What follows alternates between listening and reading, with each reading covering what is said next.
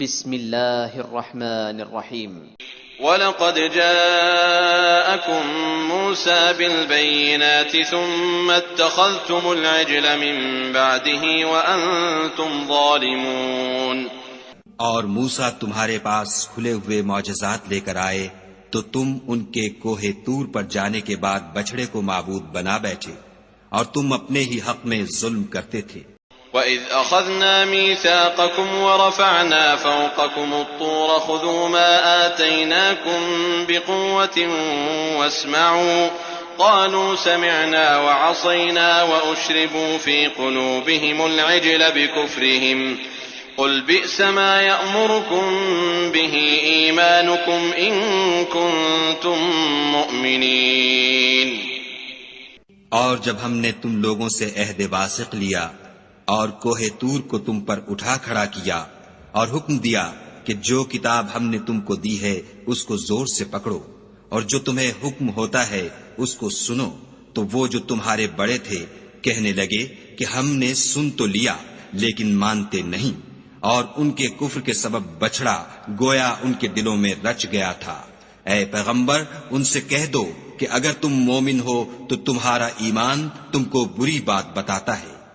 قل إن كانت لكم الدار الآخرة عند الله خالصة من دون الناس فتمنوا الموت إن كنتم صادقين ولن يتمنوه أبدا بما قدمت أيديهم والله عليم بالظالمين۔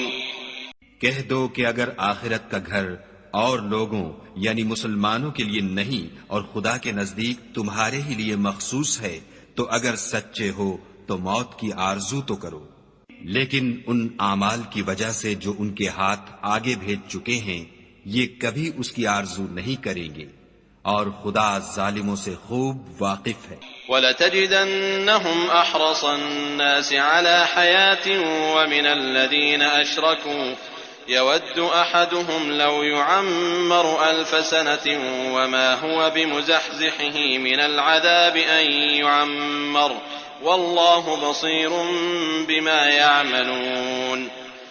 بلکہ ان کو تم اور لوگوں سے زندگی کے کہیں حریص دیکھو گے، یہاں تک کہ مشرکوں سے بھی۔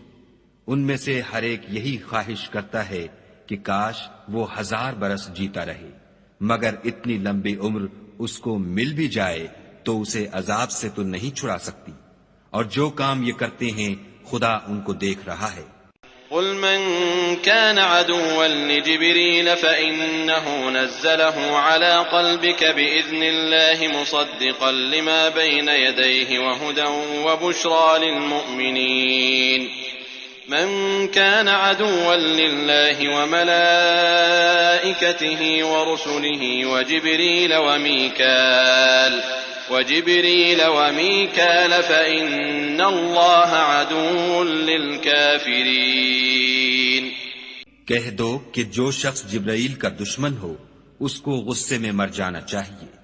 اس نے تو یہ کتاب خدا کے حکم سے تمہارے دل پر نازل کی ہے جو پہلی کتابوں کی تصدیق کرتی ہے، اور ایمان والوں کے لیے ہدایت اور بشارت ہے۔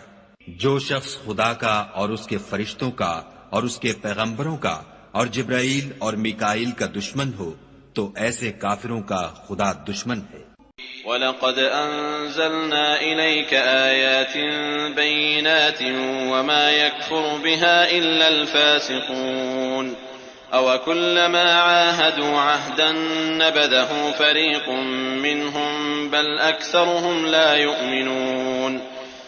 اور ہم نے تمہارے پاس سلجھی ہوئی آیتیں ارسال فرمائی ہیں، اور ان سے انکار وہی کرتے ہیں جو بد کردار ہیں۔ ان لوگوں نے جب جب خدا سے عہد واثق کیا تو ان میں سے ایک فریق نے اس کو کسی چیز کی طرح پھینک دیا۔ حقیقت یہ ہے کہ ان میں اکثر بے ایمان ہیں۔